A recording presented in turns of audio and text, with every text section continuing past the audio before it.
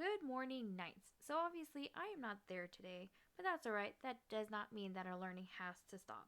So for this week, our focus is target number one, our learning target number one, solving simple equations. So our learning skills for this target are to understand that a variable can represent an unknown number, to identify the variable in a simple equation, to use inverse operations to isolate the variable in a simple equation, and lastly, to use substitution to determine if a given number makes an equation true. So we'll really focus on this when I get back into class, but for now, what I really want you guys to focus on are two things. First off, our vocabulary words for this week, and secondly, how to solve these simple equations by using inverse operations. So for our vocabulary, we are focusing on three words, and these are really just short-handed definitions of these words. I really want you guys to use your learning maps to look up the definitions of these three words. I do like the mathisfun.com website because they give a easy explanation as to what these words are, and they also provide examples. So do take the time and look at those. But for this video, here we have that a variable is a letter. It represents an unknown number.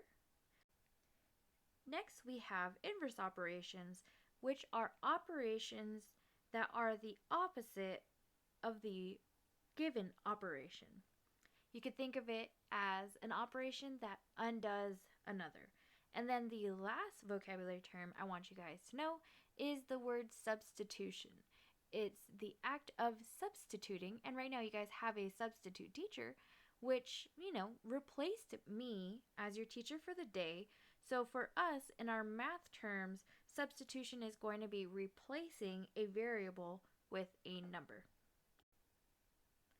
To solve a simple equation, again, we're going to do a couple of things. The first thing I want you guys to know is that a variable represents an unknown number. So when we have x plus 7 is equal to 15, this actually means that there's some number that when we add it to 7, it's going to give us this number 15. And I'm sure that you can guess what this number is, but we're going to do it in a mathematical way, or actually what we call an algebraic way. So what we're going to do is follow the rest of the steps in our learning skills. First, we're going to go ahead and identify the variable. Let me actually erase this part really quickly because we're not going to use it that way. So we're actually just going to go ahead and circle the variable. There it is right there. And we're going to notice that there is one thing that's next to it. And that one thing that is next to it is this adding 7. So if we solve this equation by using inverse operations, since it is x plus 7, what we're going to do is we're actually going to be subtracting 7.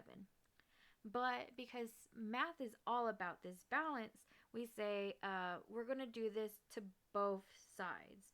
And what we mean by both sides is that your equal sign actually splits your equation into two sides. You have your left side and you have your right side. So for this example, your variable is actually on the left side.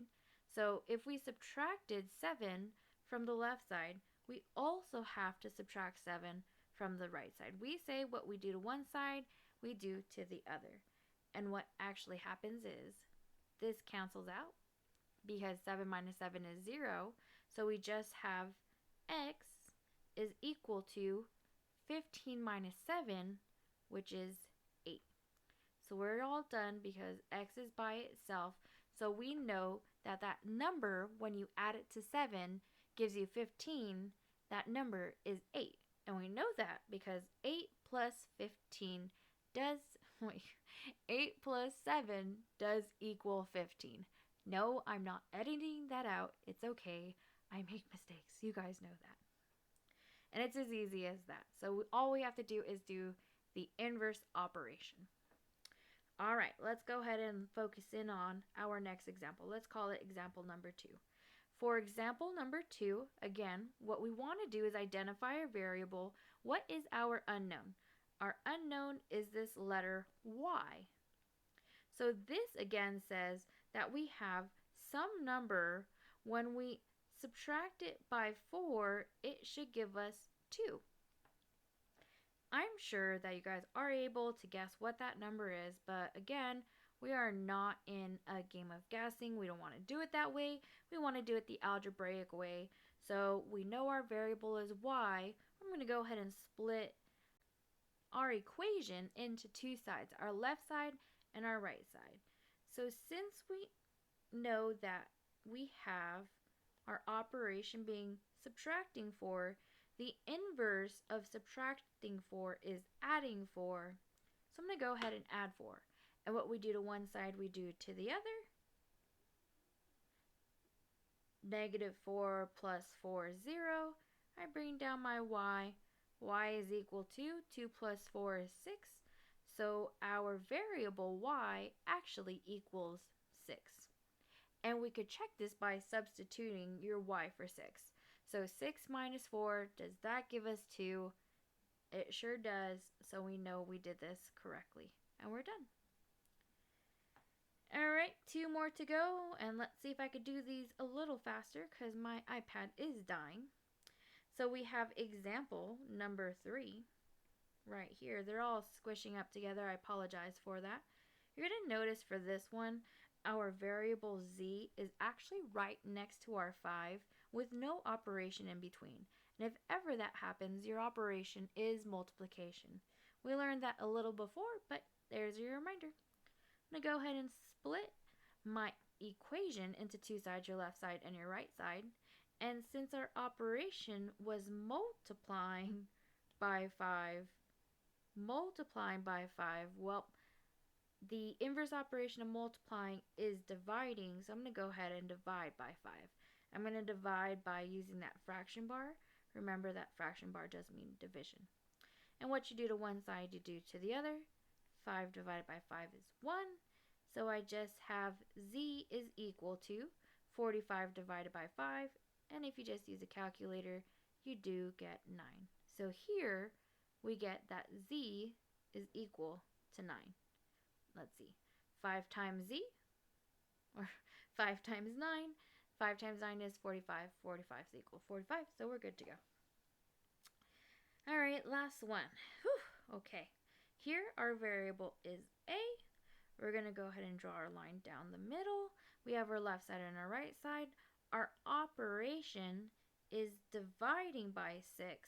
So what we're going to do is multiply by 6. And I'm going to show that I'm multiplying by 6 by using parentheses, because remember parentheses does mean multiplication. And what you do to one side, you do to the other. 6 divided by 6 is 1. So we are left with a is equal to 3 times 6, which is 18. And we are done with that one. We can always check by using substitution, right? So 18 divided by 6, 18 divided by 6 does give us 3, so we are correct. Great job. You're going to go ahead and use those examples to help you complete your class kick activity. You're going to notice that the numbers are different, but the skills are going to be exactly the same. Identify the operation and then do the inverse operation of that, and you'll get your answer. The next two slides on your class kick activity are actually just puzzles. And in these puzzles, you're supposed to find the value of each of these icons. I'm just going to go ahead and give you guys a hint of where to start. You're going to want to start where you have the most information, where you know the most things. So if we look at the top part, we don't know the koalas, the camel, or the chick. That's too many unknown information. Too much unknown information. For the second one, we know this is a 3. We know this is a chick, and that equals to 33. So this is actually the least amount known because I just don't know what the chick is. So you can actually find out what the chick is and then kind of move from there. And then this one's actually going to be the hardest one of the two. It is second, but it's actually not that bad. So same goal, we want to find out what value each of these icons are, including this question mark, given that these 3 Donkey Kongs add up to 36, that a Donkey Kong and 2 bananas is 28, the banana minus the barrel is 4, and that Donkey Kong plus the bananas plus the barrel is equal to this question mark. So again, you want to start off where you know the most amount of information. So although for this one it only has 2 icons, this is not the place that you want to start. The place you want to start is actually at the very top. Although there are 3 Donkey Kongs that you don't know, since they're all the same, you would be able to figure this part out. So you would start here and then you would move on from there, substituting that value for Donkey Kong into one of these other equations. Alright, I hope you guys have fun with these puzzles and that you learned just a little something. If you didn't, don't worry, we'll pick this up here on Thursday. I will be back in class and we are going to be spending some time on this. So no worries. I'll see you all on Thursday. Have a good rest of your day. Miss P out. Bye.